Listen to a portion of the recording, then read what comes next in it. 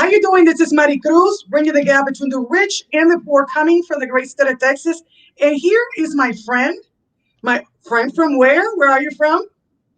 I am from the cusp of Outback Australia. Sharon Aiken from Australia, from down under. I have to say, it's wonderful to be here with a Texan because I love Texas, but I love most of America. Maybe not California. I don't like California, but I like everywhere else. And I have to say to your listeners, g'day.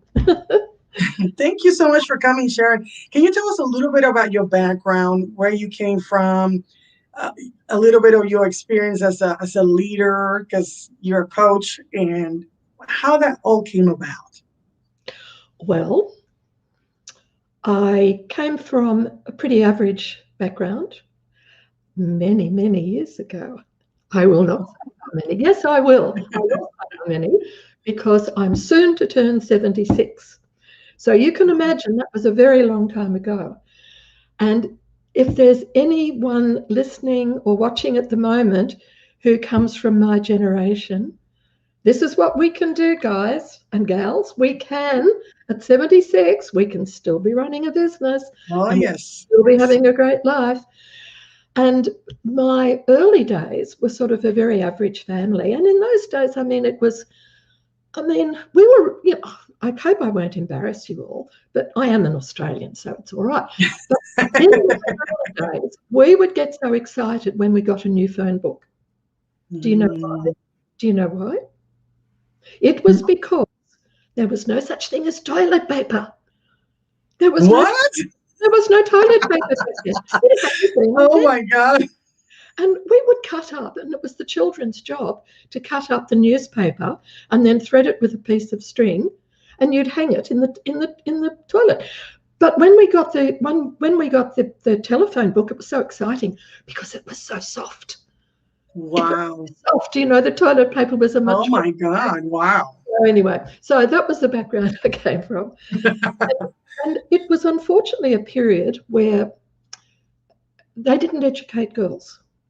Girls went to school until they were about 15. Mm-hmm. It was just after the war. The war finished in 1940. Well, Japan and America signed the treaty. Mm-hmm. Yes. It was August 1945, and I was born in September. So it was a sad time because a lot of men hadn't come back from the war, and they needed to educate boys, and boys were very important because boys were replacing all these men that just didn't come home.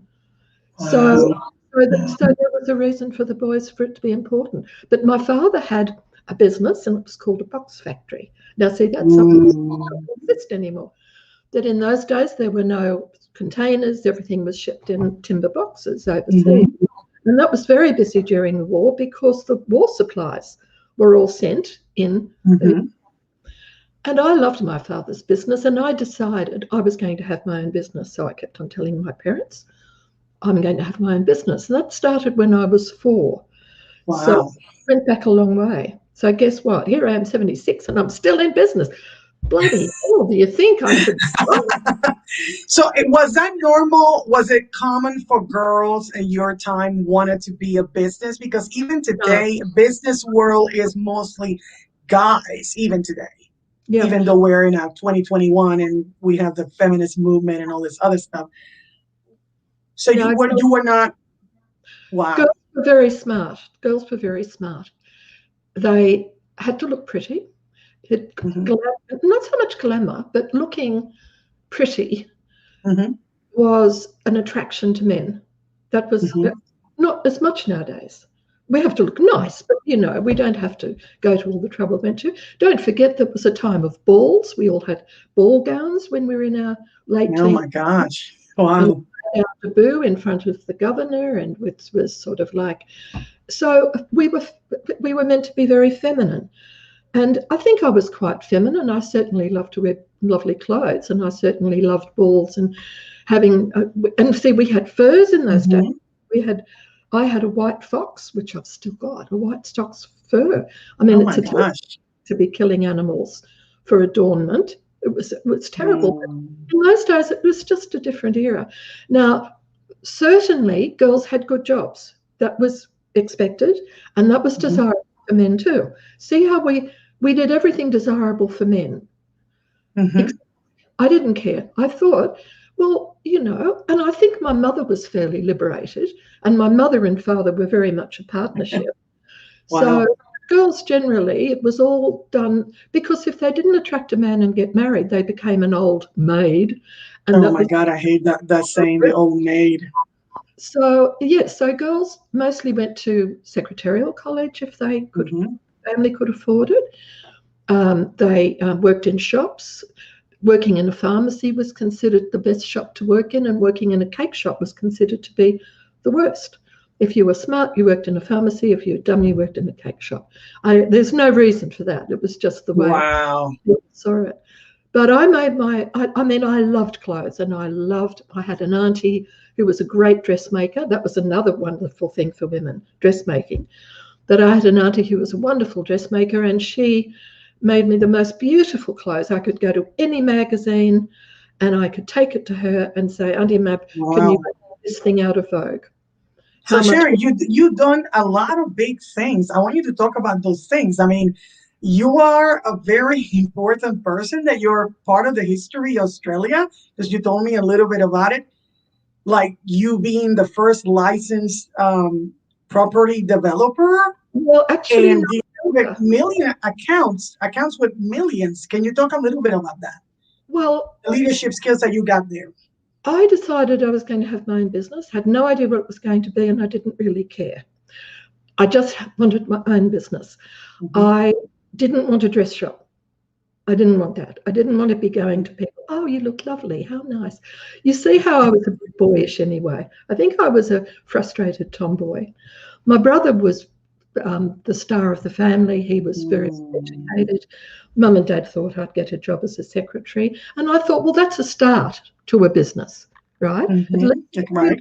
are working in an office. So I had a plan, and I left school when I was 15. And my plan was, well, I'll be a really good secretary, but it won't be long before I'll take over the business. I mean, how, how obnoxious. But Murray, you needed in those days, and I think even today, you need to have that goal and you need to be tough about it. Yes. Nobody knew I was thinking like this. This was my own secret. Because if I said Mm. this to anyone else, they would have not talked to me. I mean, they would have thought, what a horrible person. So I was horrible Wow. inside, but I was nice on the outside. So anyway, Wow. I got my first job after I learnt shorthand and typing, which I hated. I got my first job, and I was very lucky because it was a really good job, private secretary to the manager of electronics. And the reason I went for that job was because it was with a record label and I wanted to meet all the stars. So that was terrific. Wow. I stammered very badly, but my boss was English and he had the most beautiful speaking voice. And he stopped me from Mm. stammering. He would say, Sharon, calm down. Take a deep breath. Now, what is it you're trying to say, dear? So that was terrific. Wow. I would have never thought that you had that problem, really.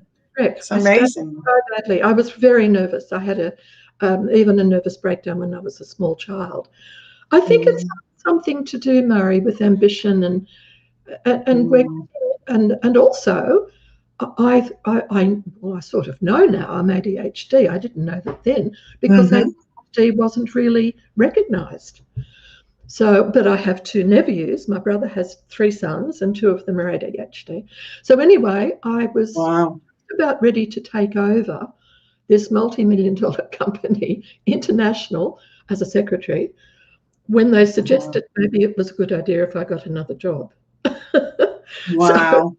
so I'd been there 2 or 3 years, so it was probably time for me to move on. But I always Exactly. had this ambition. And, it's a great thing to have ambition. And Yes. we just can't express it. We have to calm down a bit. So anyway, so my next one was it didn't last long. I couldn't stand it. So I was there about 3 months. And that was when I decided being a secretary wasn't what I wanted to do. I want to run something. I thought I want to manage something. I need to learn more so that I can have my business. So I got a job in the most strange place. It was a Chinese company, and it was about 100 people there. There were very few Europeans there. Wow. Probably about 5 girls amongst maybe 100 staff. Wow. And it was wonderful. I loved it. I loved the freedom of being treated as an equal, because Chinese men treated us all as equals. The girls were as equal as the men. It was wonderful. And the managing director I met, and he was amazed at how hard I worked, because I was there at 7 o'clock in the morning, and I thought I couldn't go home till 10 o'clock at night. Wow. Because I knew that I wanted to have my own business. I had to learn everything. I had to be good at what I was doing. I had an opportunity in this company. It wasn't a multinational.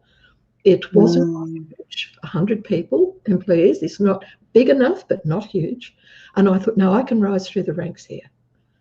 This is an opportunity. And of course, anytime I see an opportunity, you have to think, how am I going to use this to my advantage? Exactly. I'm glad you said that, because a lot of people can't see opportunity even if they slaps them in the face.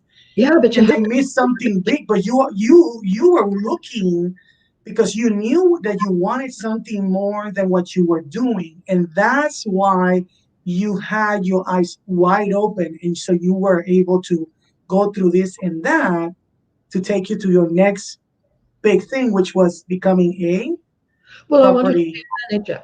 I wanted to be a manager. I had no idea what I wanted to do. Yeah, you wanted to manage something. You wanted to be in a business. You knew that. Manage something, but I did not a dress shop. So I worked very hard. We started trading with China. Now, the world wasn't trading with China. No one was trading with China. Our managing director was, as it turned out, the best mentor one could ever have, which he didn't know he was mentoring me. But I was watching everything he did. I was looking at how he did it. He didn't speak English very well, and I tuned into his accent, so I wasn't saying, "Oh, excuse me, Mr. Wong," so he could see me as an equal. I was 19 years old. He was 49. He had a nightclub, which was one of the most fabulous nightclubs, nothing like it in Australia, more on the grounds of Las Vegas. It was fabulous. We had Sammy Davis Jr. here. We had Frank Sinatra. We had Judy Garland. We had so many, and the young ones as well, TV stars. So then I got a part-time job at night at Checkers. That's the nightclub. Because I had another opportunity. Oh my goodness, they own a nightclub. I've never been to a nightclub. Wow. So what I was doing, I said, if there's anything you need, I'd be very happy to come down to Checkers and work. And you don't have to pay me. I'm quite happy to come. You were a volunteer? Yeah, absolutely, because I could see the shows. Okay. I could see the shows as well. Oh, so you were doing the same thing that I did. So I can see Madonna. I actually worked to set up the chairs for the concert, and I went free because I was her number one fan, and I was there free. So it's the same thing.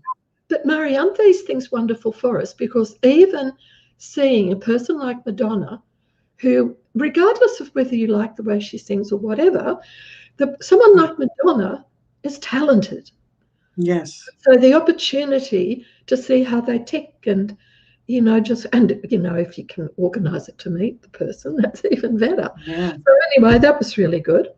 And finally, Keith Wong, I think I was 20 by this stage, Keith Wong made me manager of the department importing from China. Wow.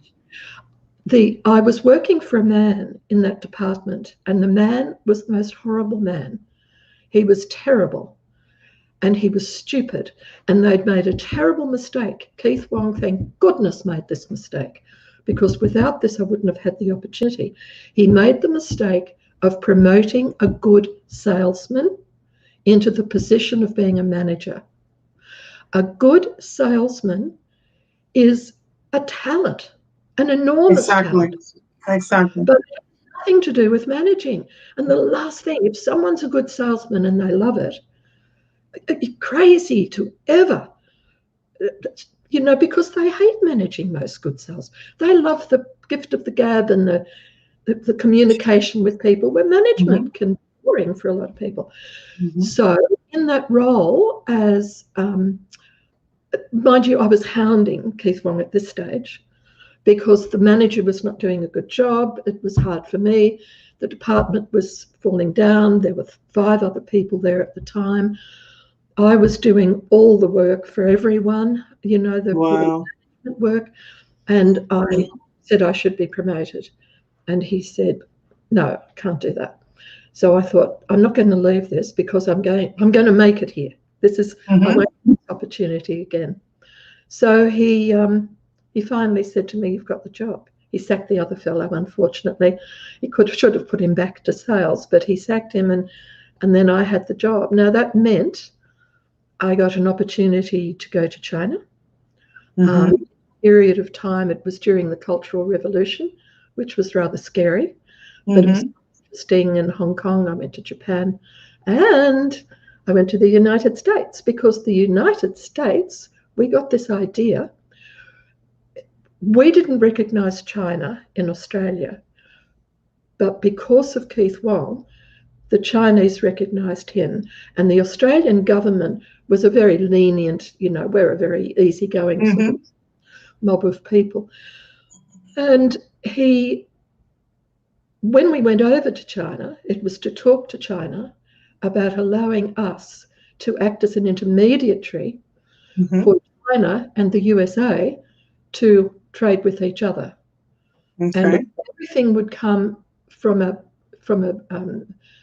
sort of management documentation point of view. It would come through Australia, because China didn't recognize United States didn't recognize China. And so we relied on the Americans to sort out their issues with the government, so that they were not in any trouble. I mean, obviously you wouldn't want them to do anything illegal.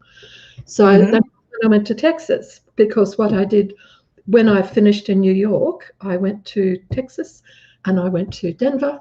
I got arrested in Denver for driving a car too fast, but they were nice. You are a rebel. Oh my God. He was such a sweet man. And I didn't get fined or anything, So anyway, that's all right. So anyway, then I came back, and by this stage, you can imagine, I was gung-ho about everything. And it was rather surprising. Keith Wong sat me down to chat after maybe another couple of years. By this stage, the department was going very well at the trading with China. And the United States, I was working incredibly long hours. Like, for example, I would sometimes not leave until 2 and 3 o'clock in the morning. And I'd have to be back in at 7 o'clock. Well, not have to, but I wanted to be back in about 7, 8 o'clock. Oh, my God. So I'd just get a few hours sleep. And then I'd go home on Saturday night. I'd usually go down to Checkers on Saturday night. And I would come home and I would go to sleep, and I wouldn't wake up till Monday morning. My parents were getting rather angry about the whole thing, which was fair enough, because it was really almost killing me. But I loved it. I loved it. And I was learning so much. And then I started promoting the artists. Keith Wong asked me, would I tour with Frank Sinatra, because Frank Sinatra was so much trouble. He was a very troublesome man. And he called Australian journalists to the newspaper. He called them a bad word, which meant prostitute, and that was not very popular in Australia. So I toured with Sinatra, and to be honest with you, I think it was going to my head. You know that? Do you have that saying in the United States? What saying? Yeah, go in your head. Yeah, when you're actually dealing with people that are very important, and you're like, well, I'm with them, I hang with them, so basically, I am all that and more. And you think you're important, and you never are. Yeah. You never are. No one's ever more important than anyone else. But I was just so. Well, you were young, so it's not surprising. I mean, that can happen. Well, So you, Keith yeah. pulled me aside and said, "You've outgrown us," and I was horrified. He said, "You've got to start your own business. You're not going to ever grow any further than you are now. And you're not going to take over most businesses. You're going to have to start from scratch. You're going to have to start a business. And I believe you should become a property developer." Now, this is what I'm prepared to do. I want you to leave. I want you to go outside. I want you to become a property developer. Go and find a piece of land, find a good builder, find an architect. Go and do all that. And he said, "Because of everything you've done and the confidence I have in you, I will finance your business for you." Wow. And that's huge because most of us don't get that opportunity. And I was sitting there thinking, what's a property developer? I have no idea what it is. So I said, "Oh, thank you, Mr. Wong. Yes, that would be very good. I'll go out and I'll keep you in the loop and blah blah blah, and I'll get back to you." And and I went out and I thought, wonder what it is. Wonder what I'm doing. I'd never heard of it. So anyway, I found out what it was, and I bought my first piece of land, which was for 8 townhouses. I had no idea what I was doing, but I took it one thing at a time. You can start a business that you know nothing about if you're enjoying it, because if you're enjoying it, you'll find out what it's about. And if you know that you'll never know, no one ever knows everything. No one ever knows as much as they need to know. Exactly. But there are people that know.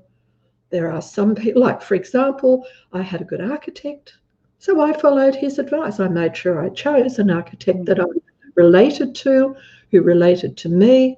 We could communicate well. I had a good engineer, and anyway, so first project, $200,000 later down the drain. Lost money, lost 200,000. We had an idiot prime minister, and he caused a lot of trouble. And the whole market fell apart. It was a terrible period. So I said to Keith, because it was his money that I just lost, 200,000, and I said to Keith Wong, "Mr. Wong, I'm sorry, this is terrible." And he said, "Well, it's not your fault, and it was your first project." He said, "I think that's quite good." He said, "I was expecting you'd lose a lot more." Wow. Oh my God. I think I was earning, mind you, he wasn't paying me much money. I think I was only earning about $50 a week or something. I mean, it was nothing. I didn't, because see what he was doing. That's why he was so smart.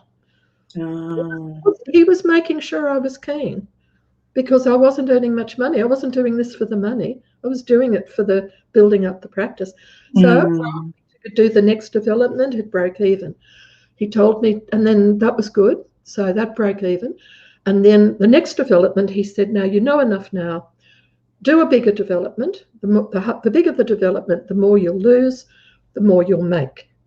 Well, you know enough now, so you shouldn't lose money now. So do a bigger development." So that was a 5-story development of 30 apartments. So it was much bigger than my other 2. And he said, "Now is the time. You should make enough money out of this to be able to pay back the loss on the first project. And then you'll be able to be up and running, knowing that you're running a business. Your involvement won't have to be as much. And I will give you shares in the business," because he didn't give me shares. Everything, because he had the money control. So he gave me shares. So I think I had 20%. And he said, "The stronger the business gets, the more shares you'll get." So gradually, one time in the future, remember he was a lot older than me, it will be 100% your business. So I did that development. I made money on it, paid him back. So that was covered that. Then I could buy a nicer office. He was happy with that. Did the next project. And finally, I started to do commercial projects as well. And then I was interviewed for a book, 36 Australian Women Reveal Their Career Success Secrets. Well, most of the other women were barristers, judges, they were Wow. professional women, because very few women, no one went into construction, very few women. And then I realized when the author asked me sort of what was the turnover of the building, and I had to, at the business, and I had to think about it. And I said, okay, well, last year we turned over 35 million. Well, she nearly filled it. I mean, this was back in the 1980s, so 35 million then was, probably, I don't know, 200 million. Right. Yeah. And at the same time that I was doing that as a property developer, I realized in my early days that a property developer really needs to be a builder, because if you're relying on builders, you can't change things, you can't move with the market, you need to have the flexibility. So I, as managing director of this little company at that stage, just doing a couple of projects at a time, I went out on the site and became what's called the whipper, which is the person who goes and buys the morning teas and sweeps up.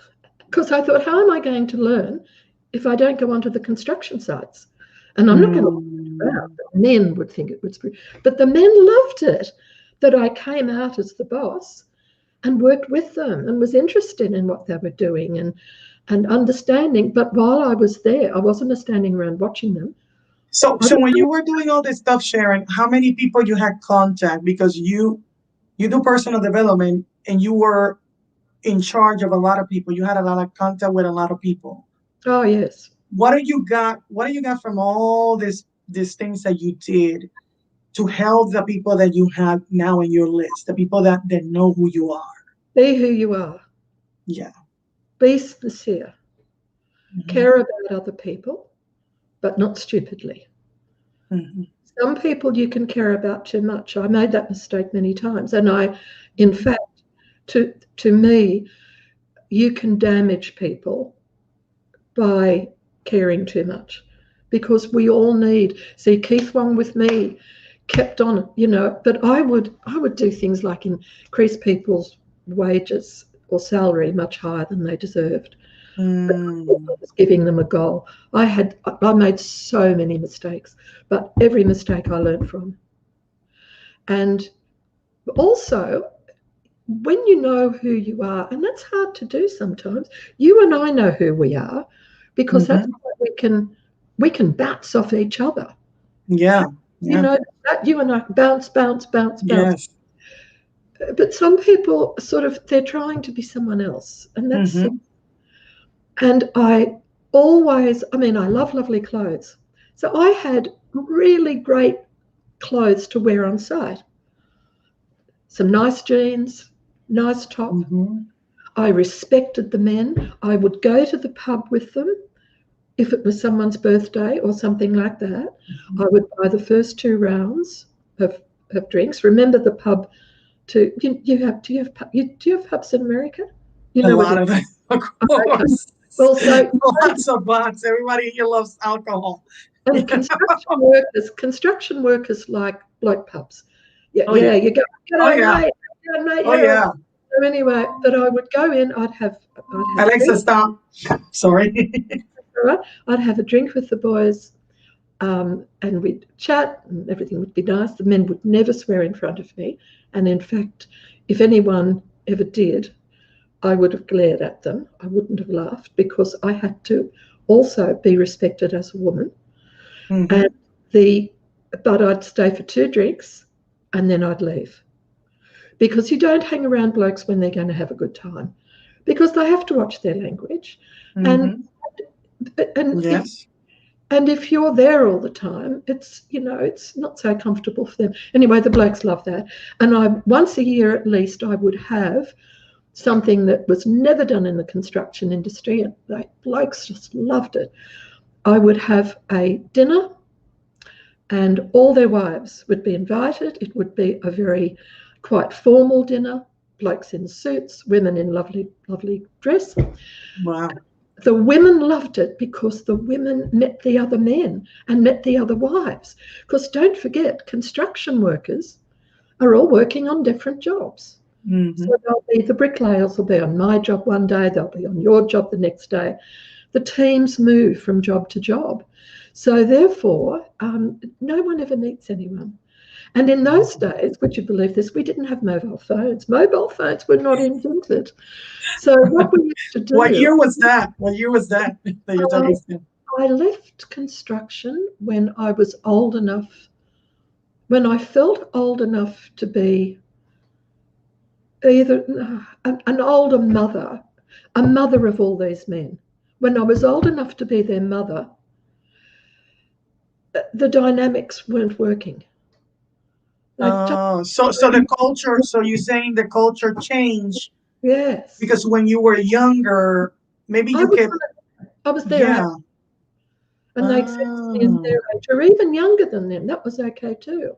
That was okay. But when I was their mother's age, it just wasn't right. And I was probably at that stage thinking, I had a lot of publicity as Australia's first female licensed builder.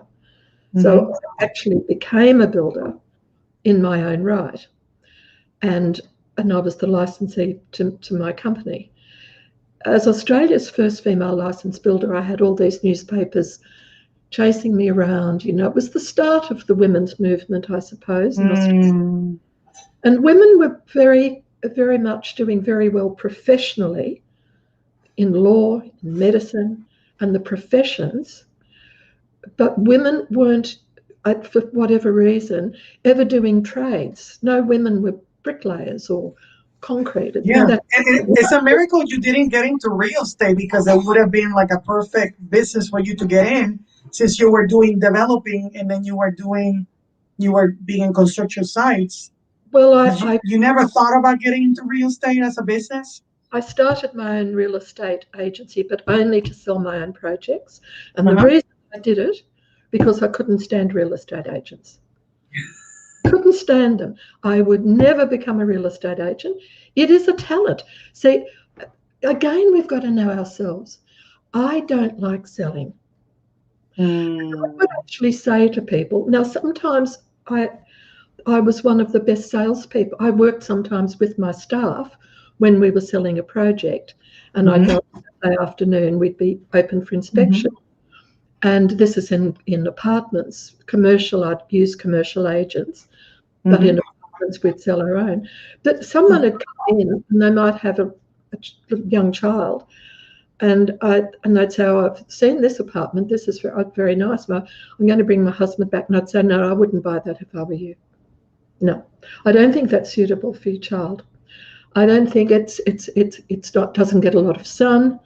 To be honest with you, I want to sell that unit to a flight service attendant on flights, because they need darkness because they're sleeping during the day." So you were too honest. You were so honest that you were trying to help your client. And some of my staff would just about want to kill me. Because usually even here in the United States, we can't even. I asked them one time, the real estate, what is the crime rate here? The real estate cannot tell you that here in the United States. And I'm like, that's important to know. So I have to go check in my cell phone. But usually real estates are not known for their honesty. And I'm not saying that all real estate people are like that, but I'm saying that, Yes. So guess what happened with me treating people that way? They would buy apartments and I'd have people ring me. "Oh, my friend told me about you. I'd like to have a look at your apartments because my friend told me you're really honest. Would you?" And I'd get more business. I'd get more business. But real estate people sort of generally didn't like me because I was also very direct and very direct with them. And being direct, I think, gave me a tremendous advantage. People worry about being too direct. I think, if someone looks really awful, you're not going to say to them, "Oh my God, what a hideous dress," even if you might think. You can say it nicely. You can say, maybe you need to change or something. That's where the caring comes in. You have to care about people, and you would stop yourself. And if you're saying something direct to them, you should be saying it because you care about them, and you know that might be a way to do it. But anyway, so then I stopped doing, after 25 years, I stopped doing development. The industry was changing. It was becoming a very unpleasant industry. Our banks were absolute bastards, and it was hard getting finance. We had a very bad recession, 80s, early 90s. Everyone was going broke. And I thought, I'm going to quietly go and do something else. So what I decided to do was to be a consultant to private investors. I wanted to own. I didn't want to start another company. I've been there, done that for many years. I didn't have a lot of my own. I was loving sailing. I sailed yachts, again with men. So I love sailing. To sail. And then I ended up getting a consultancy. And this was only fairly recent. Well, when I say recently, 15 years ago, I was asked to consult to the Australian federal government for the development of social housing in my state. Wow. And also I'd done a lot of community work. I was president of Sydney Rotary. I'd done a lot of Rotary work, a lot of community work. I was always very desperately trying to do everything I could for Aboriginal children who are treated very badly, even in this country. It's a little bit better, but it's got a long way to go.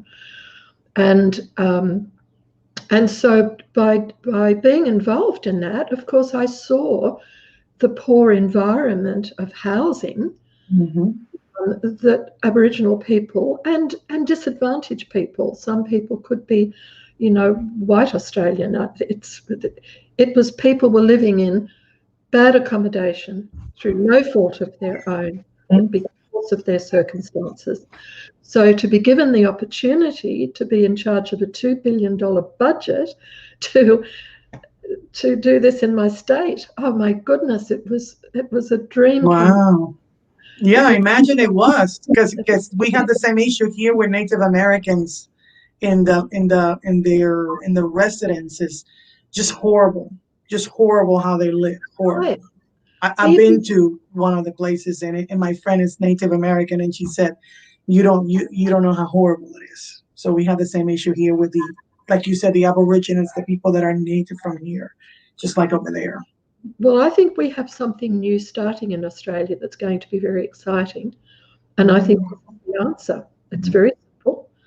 And that is, we are starting a government involved, but human being doing of how to improve the situation for Aboriginal people.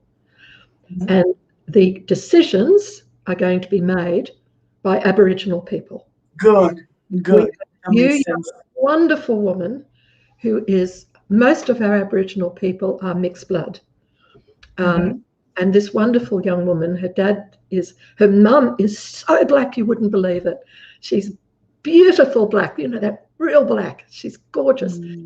And the young lady her name's Jacinta Price. Her dad is white, her mum is black.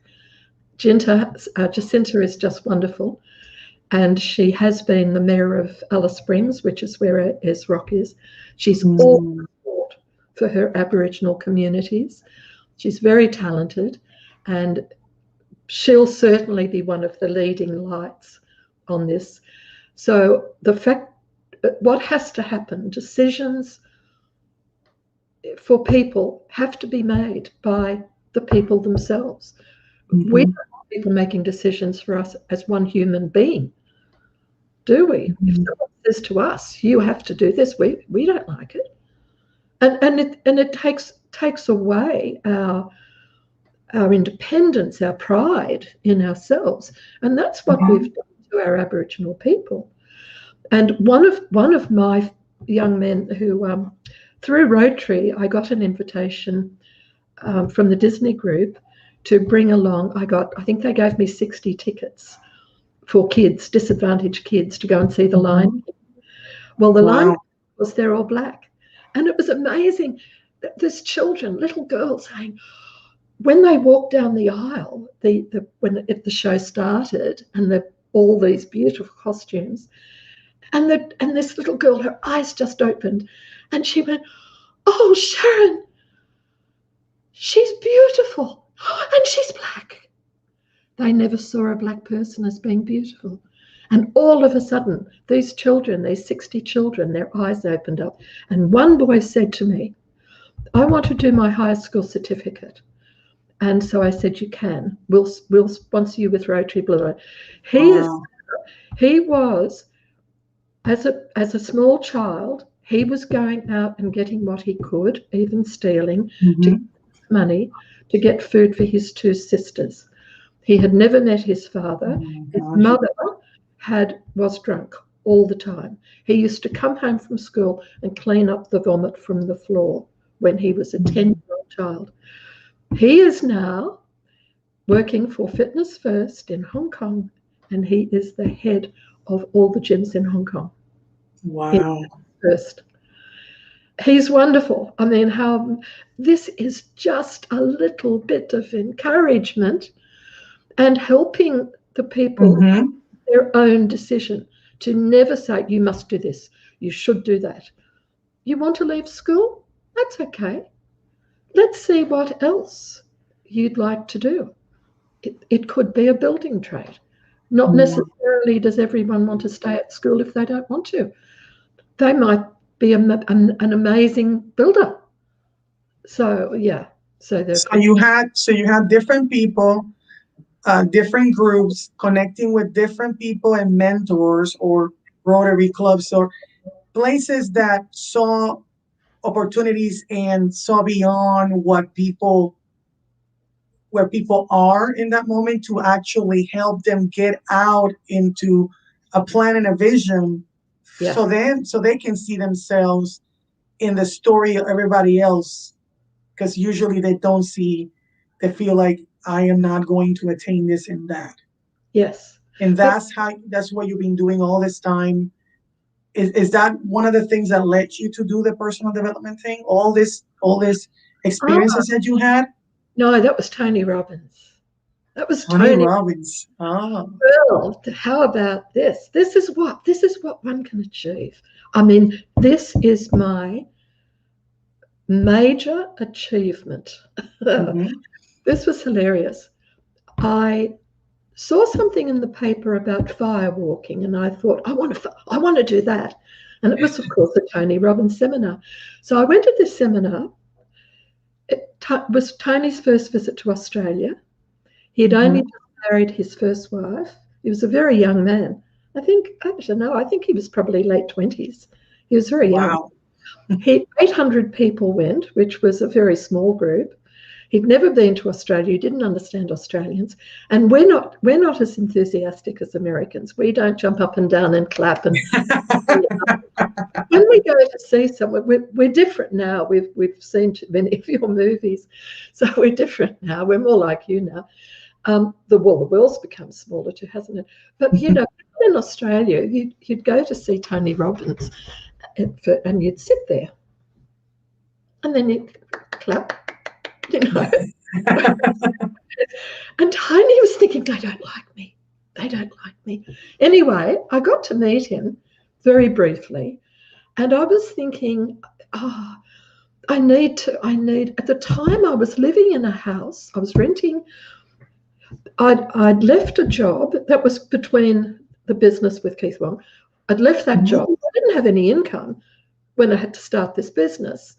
And and I thought, and I found a house. It was quite a nice house, but it was a bit run down, but it was going to be demolished. And so it was cheap. And so I could I could use the back room because I had 6 cats. So I could have this really big back room, and it opened onto a really nice garden. And then I could rent the rest of the house where they could have the bathroom. There was a toilet in the laundry, so I could use that toilet in the laundry. I'd have to share the bathroom. We'd share the bathroom and the kitchen. So anyway, I was living in this sort of really rough environment. And I wanted, because if you're going to start a business, you've got to save every penny you can. You try and get enough money. I mean, I was relying on this man owning the business. So I wanted to, anyway. So saw Tony Robbins that time. Now, Tony Robbins came back again. And this time I'd started the business with Keith Wong. And I'd seen Tony Robbins talk about this concept of people having a dream, a vision, a goal for something they desperately wanted to do. And the person that he had up on stage with him was an actress, a young actress. And he said to us he wanted someone to volunteer who absolutely was passionate about something they loved. They just loved it so much, but something was holding them back. And they couldn't stop doing what was holding them back. And this young actress, she was gorgeous. She's only young, and she said, I love acting and I get wonderful roles, but she said, I always fail. I can't learn my lines. I can't remember. I tried everything, but I can't remember my lines. And he changed her up on stage, probably took maybe an hour, and he got her to the point where she wanted to remember lines, but she didn't want to be an actress anymore. She was scared. And then he got her back again so that she could do both. And it was amazing. Anyway, I went and spoke to her afterwards, and I said, can I contact you? Because I want to see if that works. So I did contact her. They wouldn't put me through. And then I realised she was the star of a major production in Sydney. It did work. So then I see Tony Robbins is back in Australia. Guess what? I'm thinking, he's got to pick me. He's got to pick me for that. I want to know how to do this. And so I got all organised. I was going to be up front. Now, Tony Robbins, by this time, was well known everywhere. Not as big as he is now, but there were 4,000 people this time. Wow. 800. There were 4,000 people. So this event was, I think, on the second or third day, this particular exercise. And everything went wrong. I couldn't get my car started in the morning, and everything got messed up. But I kept on saying, pick me, pick me, pick me. I said it to myself, so it was so implanted in my brain, pick me, pick me. And I saw myself up on stage with Tony Robbins. So we're there. I'm at the back. How's he going to see me? He can't see me. I'm at the back. Pick me, pick me, pick me. And then he said, no, we're going to blah, blah. And that was the thing. And then he went over to the other side of the room. And I'm like, Tony, no, Tony, pick me, Tony. And then all of a sudden he said, oh, there's that man. Would you like to come up? Oh, no, hang on. We had a man last time. I think we'll have a woman this time. I'm saying, yes, Tony. That's it, Tony. Go for it, Tony. Pick me, pick me. Then he went to the middle of the room. And then he came to my side of the room. And there's all these people. Pick me, pick me. And then he said, what about that lady right up the back there? Me. I tore down through the crowds, had to, get up. Oh, my gosh. Now, up on stage, it was using submodalities, and it's the most amazing thing. It's something I've used for the rest of my life. It's just so good. Because basically what he did to me, I'm sitting up on stage. By the way, are you okay for time? Yeah, I'm okay. Yeah. Okay. I'm sitting up on the stool, right, on the stage. He was behind me, and he kept on sort of squeezing my shoulder, not hard, but so I could just a firm squeeze. And then he asked me what I love to do. And I said, I'm a builder, and I love being out on the construction site with the men. I love building. I love the whole experience of building a building. Right from the very first morning, the very first thing in the morning. And then he said, what was holding me back? Now, I knew something was holding me back because this is when I was doing those early small projects. And I knew that something wasn't right. I just didn't know what it was, but I knew something was wrong. So he said to me, okay, well, because remember, that's what you had to have when you went up on stage. He wanted a volunteer that was doing well at something and had something holding them back. Well, I was doing well tonight out with the men. The projects were running well. Everything on site was terrific. And then I said to him, well, Tony, the thing that's holding me back is I hate paperwork. I want to be out on the sites all the time. Out there. I love to see it happening. I love to see things being built. It's something happening. But then I've got to go back to the office and I'll have accounts to deal with. I'll have reports to write. Tony, sometimes I just can't do it. I'm tired. I hate it. I'm bored. I just don't want to do it. I can't do it. And it's holding me back because it's a part of my job. It's an important part of my job. So what he did, I don't know whether he hypnotized me. I don't know. But continuing with this thing, he said to me, relax, sit there. And then he said to me, okay, you're about to go to the construction site. How do you feel? I said, I feel great. What do you see? I said, I see the sun's shining. It's a great day. What can I hear? I hear the men. They're happy. They're working. I can hear the form workers with the hammers. I can hear the steel fixers. And so I went through all the happy things.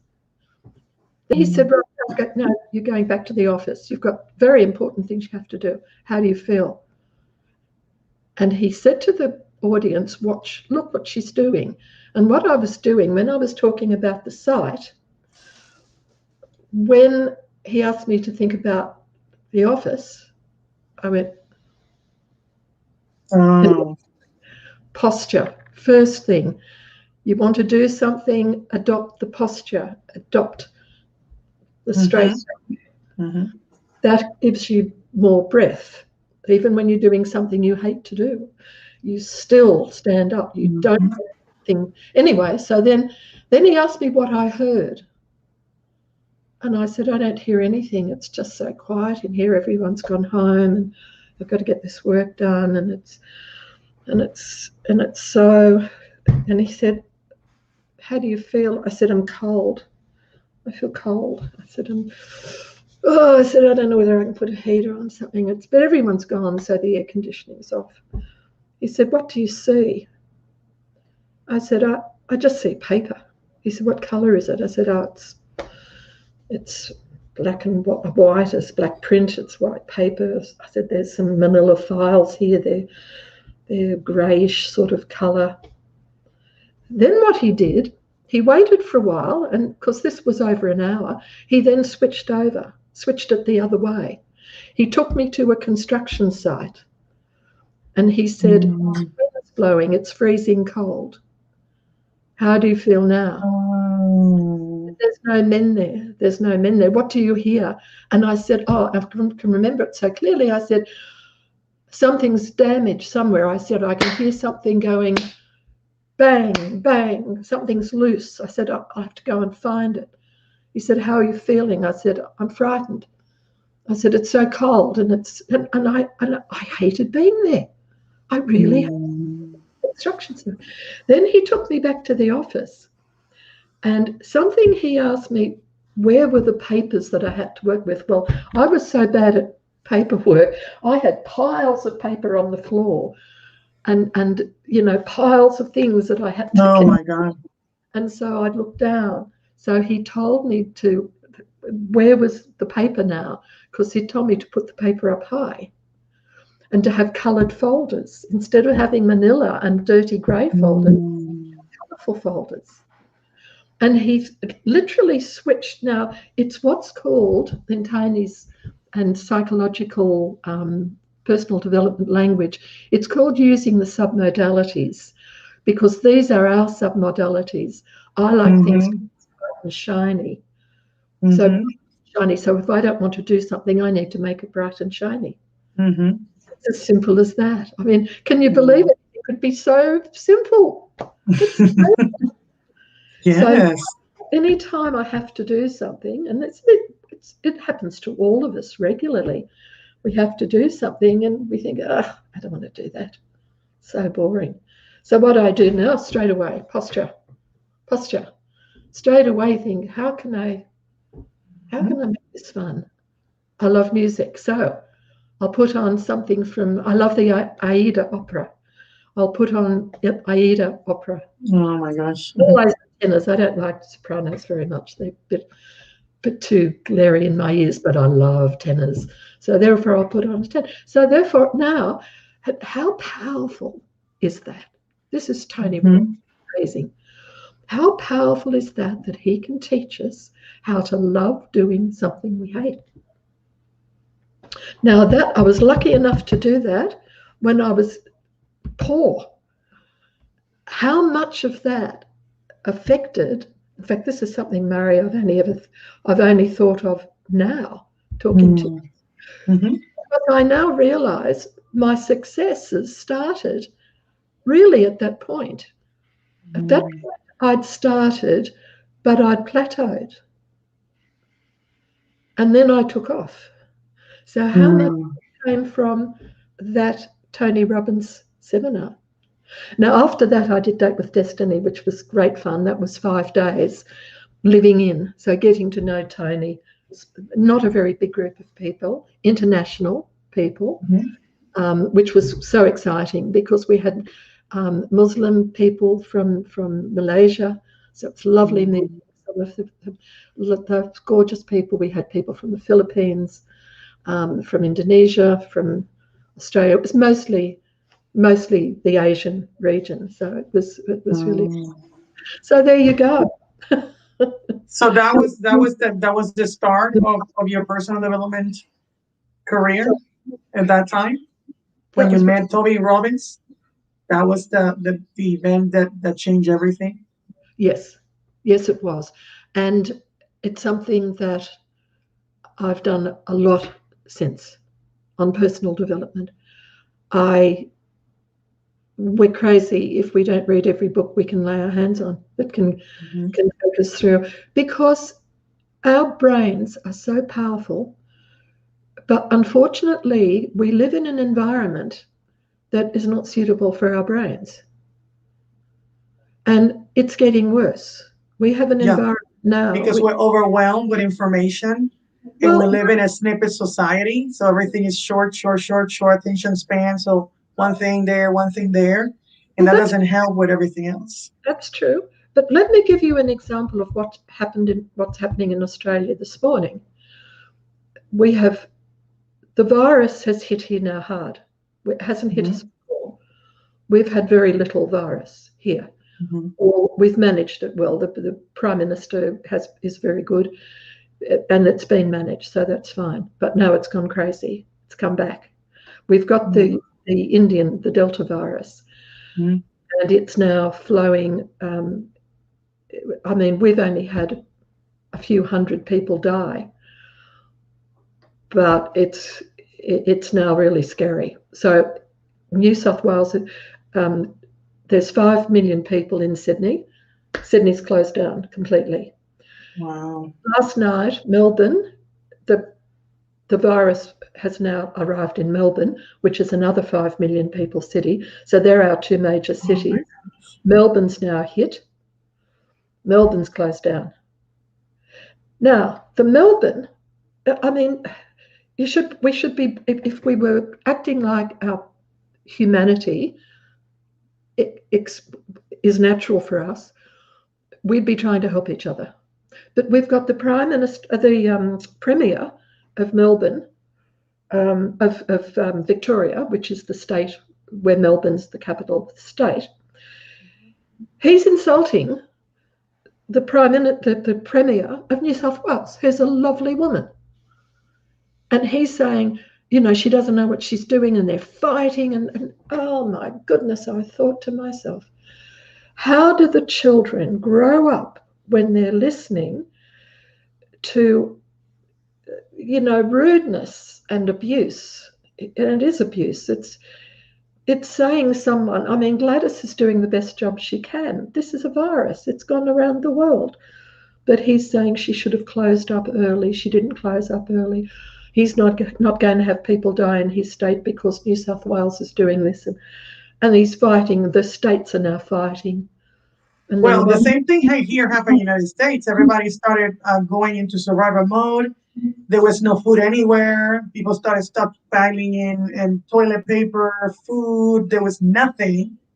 So, and people have been rude and insulting. So I try not to go anywhere.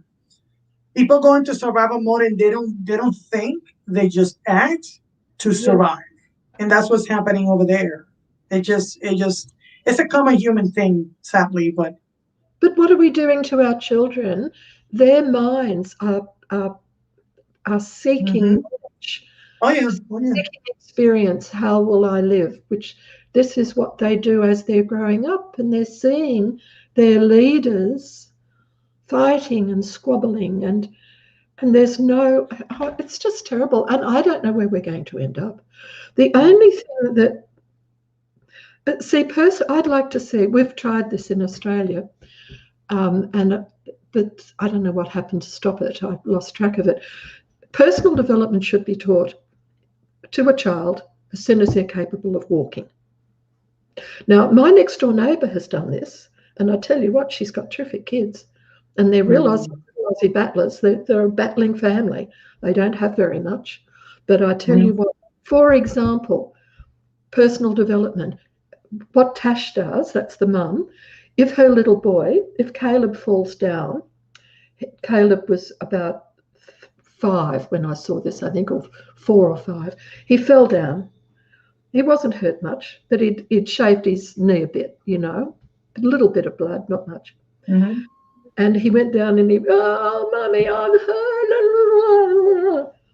And Tash said, no, you're not. You're okay. Stand up. You're okay. You're okay. You'll be right. And he saw at her and he went, yeah, I'm all right. She said, we should just brush the dirt off your knee. Brush the dirt off because that's dirty. We don't want that. And okay, Mummy. Thank you, Mummy. And he brushed it. He's happy as a... And she said, no, we'll go home and we'll wash it. And you can wash it. Oh, yes, Mummy. Look at the difference in treating a child like that, that he knows when he falls down and gets hurt, it's up to him to get up again. Exactly. And take action to fix himself, as opposed to the child who falls down and starts crying, and the mother goes up and says, never mind, my poor little darling, never mind. That child is going to think, oh, when I cry, I'm loved. So when something bad happens, that's when they love me. Because look, she's come and hugged him. Attention, negative attention. You should never hug a child when they're hurt. You should show them the encouragement to get up. You should hug the child when something wonderful happens, because then they're seeing wonderful things happen all the time. It should be taught in schools. But what we're doing now in schools, I don't know about America, but what we're doing here now in schools, we're teaching them how to be horrible. We're teaching same thing here, which is Sharon, why I homeschool my boys for 12 years, because it was that bad. It was so bad, especially if you're not a white person here. They treat you horrible. So I got tired of being called to the public school every day and sit with my kids. So I said, you know what? If I'm gonna be here and everything is my son's, he's to blame, I'm just gonna homeschool, and I homeschool for 12 years because everything was just bad, just bad. Well, it's just, I mean, it's unbelievable. I mean, you imagine, where does this come from? Who's leading this? Obviously, there's a Marxist thing going on somewhere, but how does it get to our countries? I mean, if China's a communist country, okay, we accept that. The Uyghurs in China, it's a concentration camp. What's the world doing about this? This was what happened in Nazi Germany to the Jewish people. And it's going in our lifetime. I mean, we thought that was so bad. And it's just sad. Anyway, I think the only place to start is with ourselves. Mm-hmm. And if we have the greatest personal development that we can possibly provide for ourselves, and there's a lot of potential now. I mean, gee, you can get Tony Robbins on Facebook now with KK, which I've been there's so much. I still think Tony is probably the leader. I trust Tony. I think there's a lot of gurus around who are pretty waste of space, and they're doing it for the money. As soon as they're doing it for the money, they're a waste. They can't do it. But you've got to have someone who, from Tony, you know, he learned how to do this because he was so poor when he was young, and he came from a very tough background. And he was at one stage sleeping in his Volkswagen second-hand old car. Now, can you see Tony Robbins in a Volkswagen trying to sleep? No, because he's really tall. That would be hell on earth. And I tell you what, he's a beautiful man to meet. He really is. And I got a hug. Oh, my God. I've had two famous hugs. I had a hug from Tony Robbins, and I had the best hug from, what's his name? The clown. Robin Williams played him in the movie, Gesundheit. The clown doctor. Patch Adams. Oh, wow. Oh, Patch Adams. He's up so tall. I went to see him at a breakfast show here. He came and spoke to, and in fact, I talked to him about what we could do for the Aboriginal children here. And I don't like saying, sometimes I really get annoyed with myself saying that, because we're not doing it because they're Aboriginal children. We're doing it because they're disadvantaged. And there are white disadvantaged children living in the same places. So really, disadvantaged children to liberate, really. Yes, sure. I like what you said, that personal development starts with us.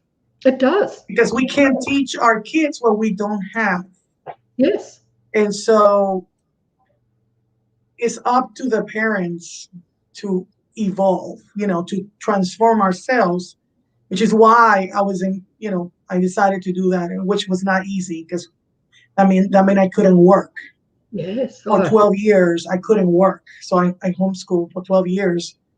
And wonderful, Mary. And I was like just reading a lot of stuff. And the same now. I mean, I just told you I graduated from my master's in December. So before I go to sleep, all I do is read something. Can you say that again? That I just graduated from my master's in December. So I'm always reading before I go to sleep. My routine is I take a book, and I'm reading a book on how the economic system in the United States evolved from classic economic to mercantilism, and how have that affected our dollar, the old gold standard, and all that other stuff. So I'm always reading something to actually grow, and every day. Yes. So. Well done. We're going to have to, and I've said to my next door neighbour, she's 90, and I said to Jean, we can't die yet.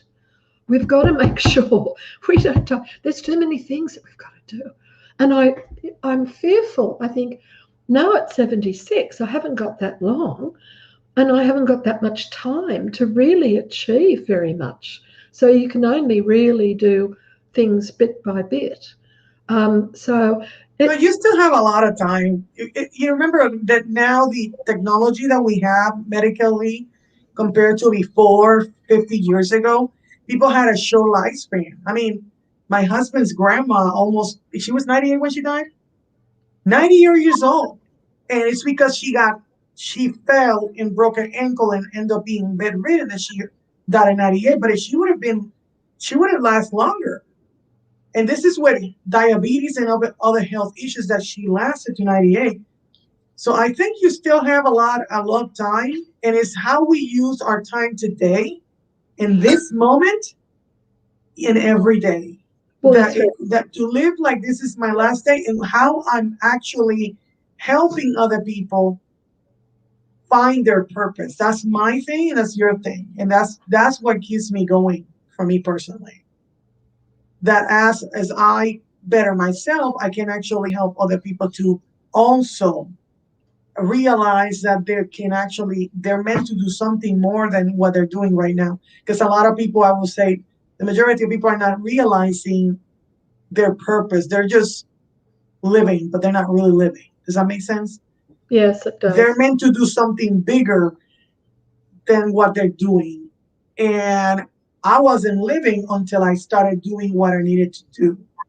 Just why Mm. I'm always like in this, you notice, like I'm in this place, like in this happy place that puts me, and people see it, people notice it, and Oh, attracts other people, you know?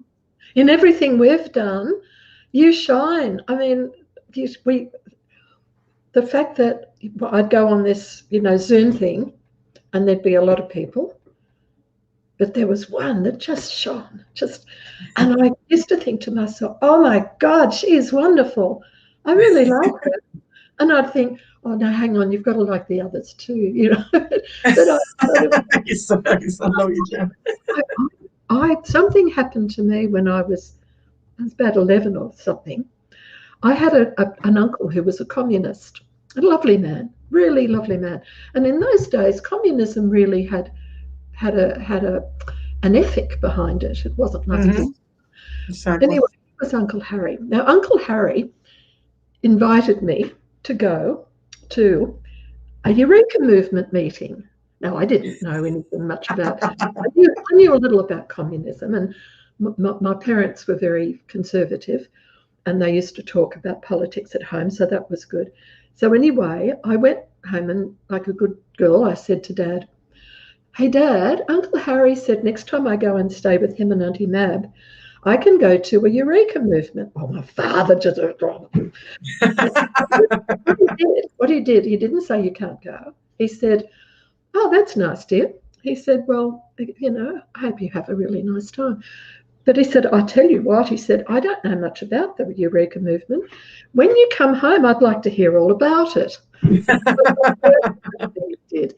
And then so I came home and I told him all about it, and that was fine.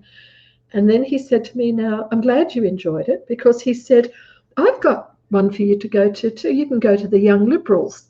So that was like the Young Republicans in America. You can go to that one too. So I would go off one day to the junior communists, and then I'd go over the next day to the junior capitalists, and then I started to talk about how General Motors coming to Australia was a good thing. Even though they were an American company, they were taking all this money back to America. But I'd learned in the Liberal Party but look at all the people they employed, because when they started in Australia, they built up these big factories and they employed all these Australian people. Mm-hmm. So I would go to the Eureka Movement and they'd be saying how bad the Americans are and how bad General Motors are, and they're taking all this money out of Australia into America. And I'd say, "No, they're not. No, they're not. They employ a lot of Australians." And so they ended up expelling me. You got to spell out a communist I was group, Eureka. I said I was brainwashing their children to think like bad people, Oh like my like God. like liberals.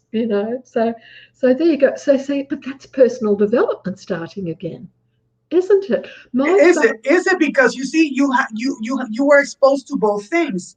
But You can't be exposed to one thing. You don't know what is what unless this is one thing why I put my kids when I homeschool in speech and debate, and they have to learn. They have to actually do the pro and the con because they yes, didn't know which one they were going to actually have to do because but they kind of like decide there. So they had to learn and do research. And then I said, now you can decide what is it that you believe in this specific topic. Again, personal development. but how many parents who weren't as wise, and really that's what personal development is. It teaches us how to be wise. And what if my father, instead of using his wisdom, if he had have done what most parents would have done and said, no, you're not going to a communist You would country. have gone anyway. You would have gone anyway. Going. Kids sneak out. My father realised this wasn't a bad thing, as long as I had a balanced view of the issue. Now, that applies to us too. We need to make sure we give ourselves a balanced view. Yes. Because sometimes we can be in an environment where we're only getting one view, not necessarily politics. Say we're in an environment where we're on a construction site and the men are talking about how the boss is bad and it's a bad company. They don't like working for this company. This is a bad company. How many people would say, oh, gee, I don't think I'll go and work for that company. It's a bad company.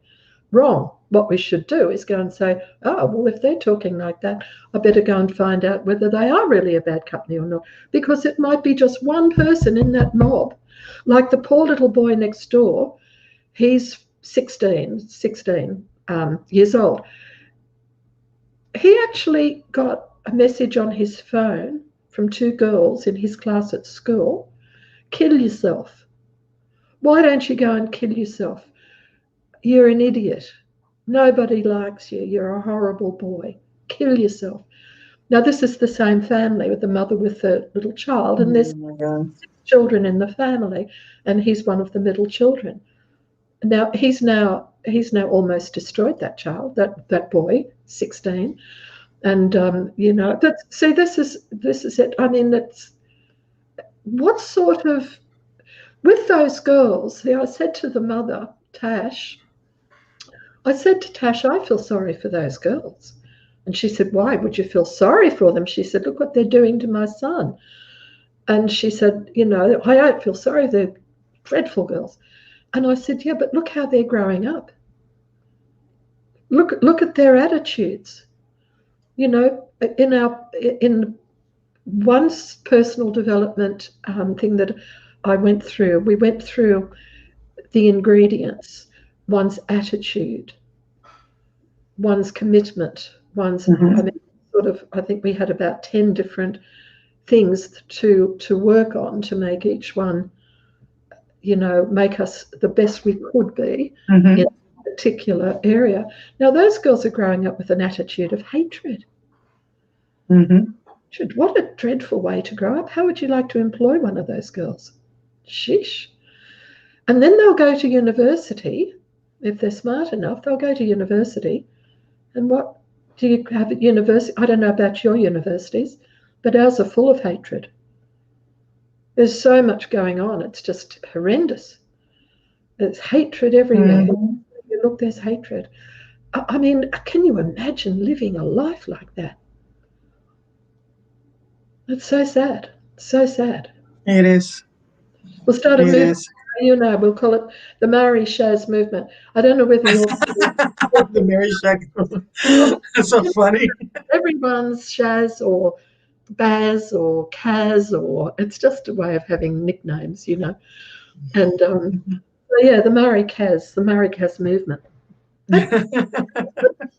Maori Shaz movement. It sounds interesting. Yeah. I think the thing about personal development is whatever you're thinking in your brain and however you view yourself or view others, you have to think about where that comes from. If that idea is actually, should you challenge that idea? Should you change that idea? Because if I see people in a certain way that is like not positive, I see the neighbor as, oh my God, lesser than me. Yeah. There's something voided in me that says, no, I need, to think about where that comes from. Sometimes we say things and we don't know where that came from. We just repeat whatever everybody's like rich people are greedy, stuff like that, limiting beliefs that affects your view of money and all these other things. The same way, whatever idea of hatred or whatever, that if you see something that somebody can say the same thing about you, how will that affect you?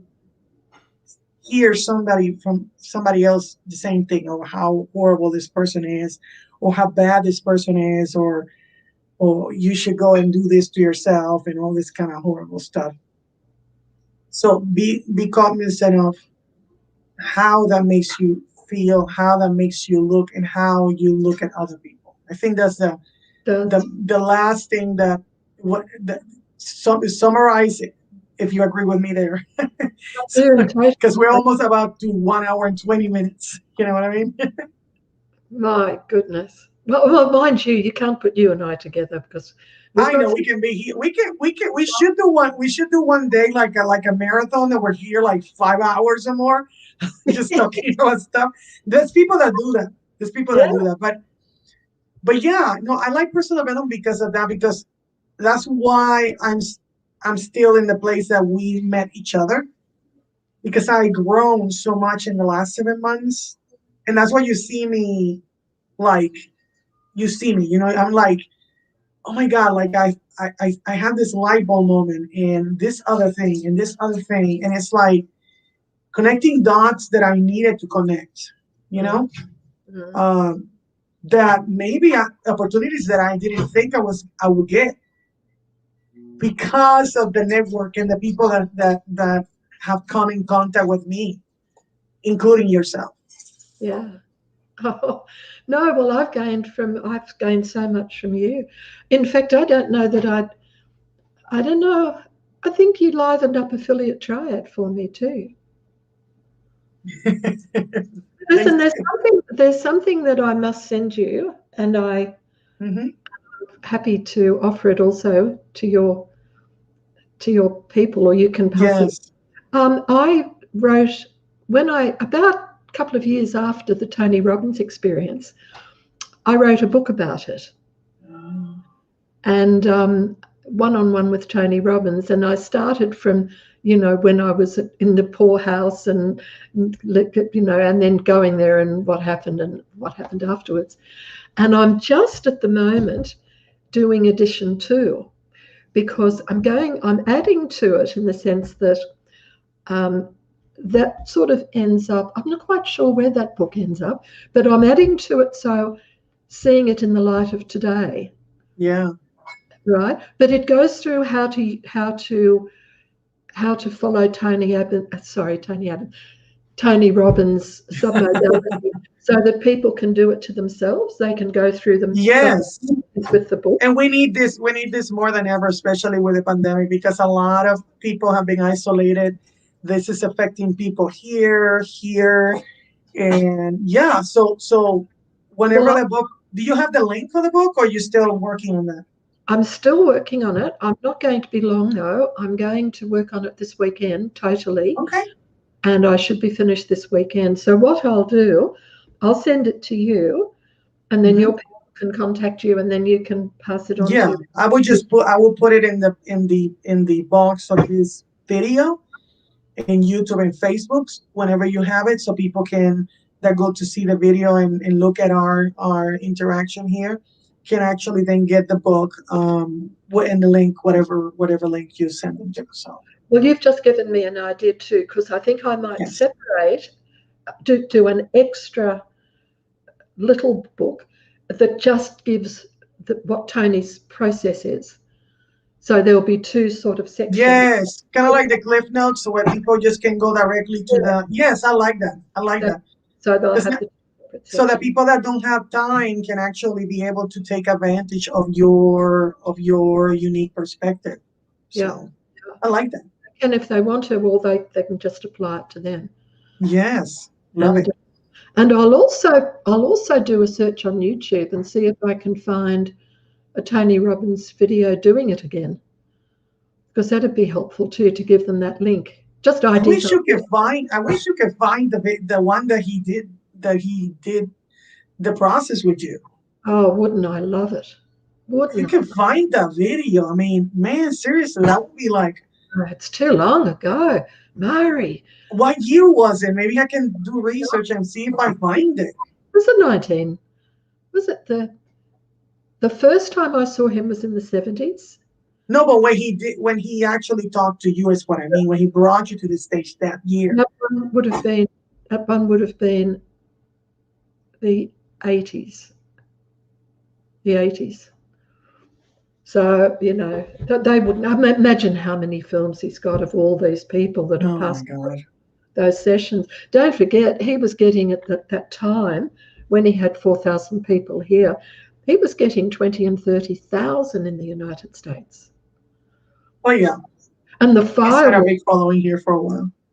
Have I got time to tell you one more story? Yes. And then we wrap it up. Yes. This is an interesting one. I was at a Tony Robbins seminar. I can't remember which one, but I was at one of the Unleash the Power Within seminars. I'd already done the power, my thing at that stage was after that. I went into the session the first night, and as we all do, you know, it was the night of the firewalk. Come in, take your shoes off, stand on the chairs. Yeah, Tony. Anyway, sitting beside me was this man. He was still sitting. I'm up on the chair, being insane. You know, there's, you know, probably in those days, Tony would get 6,000 at that stage. So all 6,000 people all jumping up and down. And there's this little man sitting in the chair, and he's like this, and he's looking up at me. He's looking at all the people, and he looked terrified.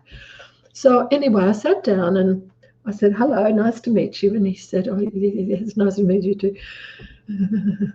And I said, oh, you here on your own? And he said, no, my wife forced me to come. He said, I didn't want to come. I don't like her. She forced me.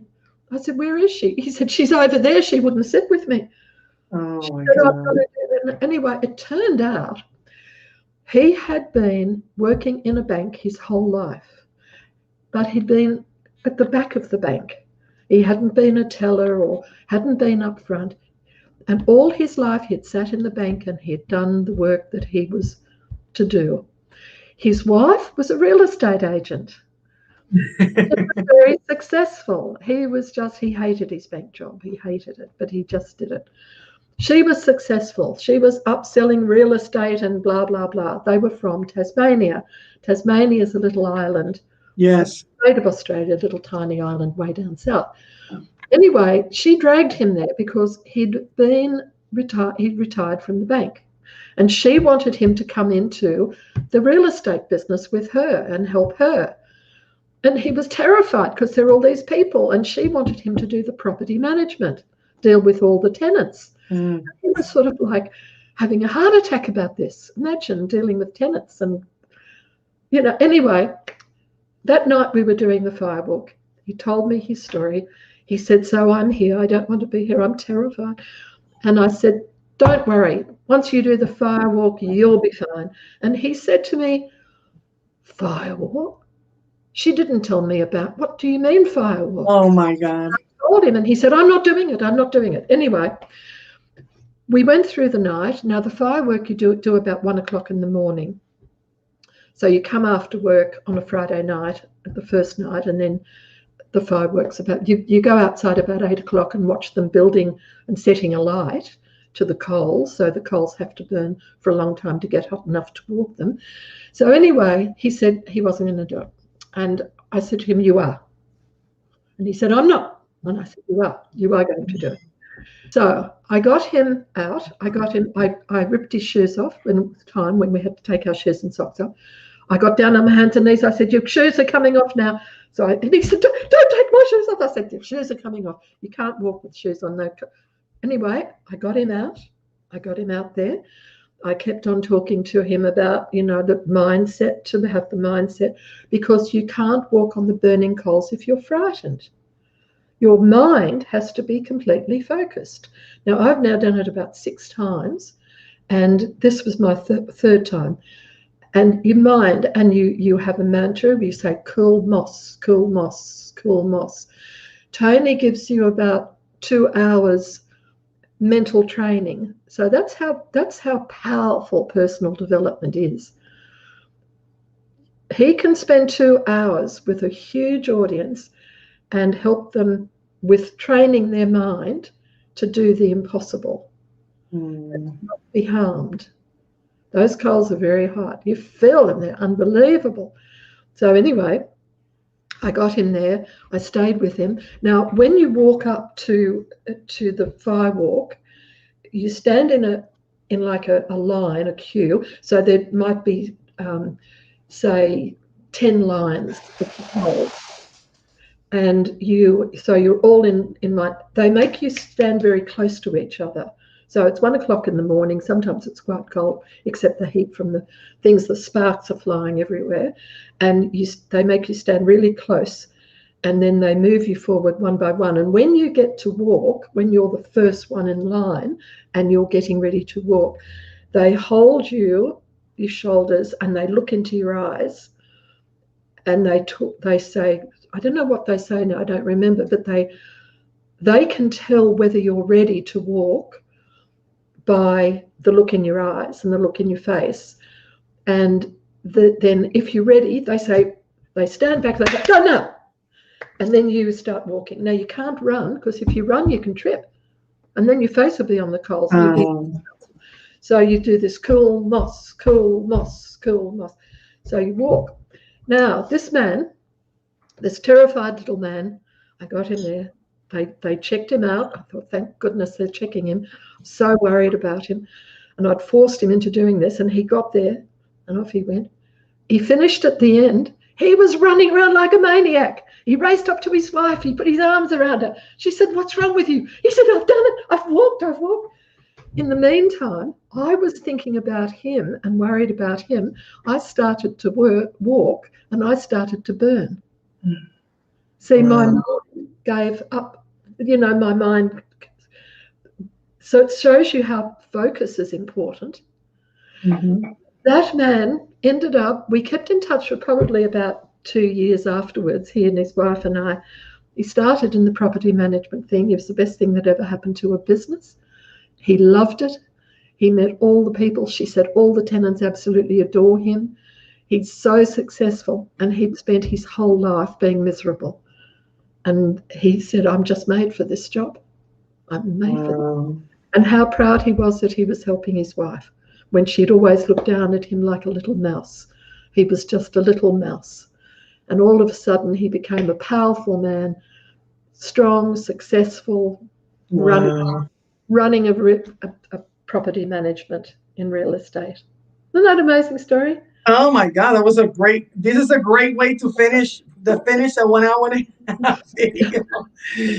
Well, oh my God, that was amazing. Well, thank you for coming and sharing these stories and everything that you've done and how many people you touch throughout these years and being able to actually mentor you and help you also get to that place, including Tony Robbins and everybody else that you met. So we need to do this again. But I'm not a good affiliate marketer, and you are. So now we will work on that. Okay. Got to teach me now, Mary. So let's say goodbye to everybody. Thank you guys for watching. Thank you so much. Please subscribe if you're new to my channel. Hit the bell, like, comment, and share. And this is Mari Cruz. And what's your name? Sharon.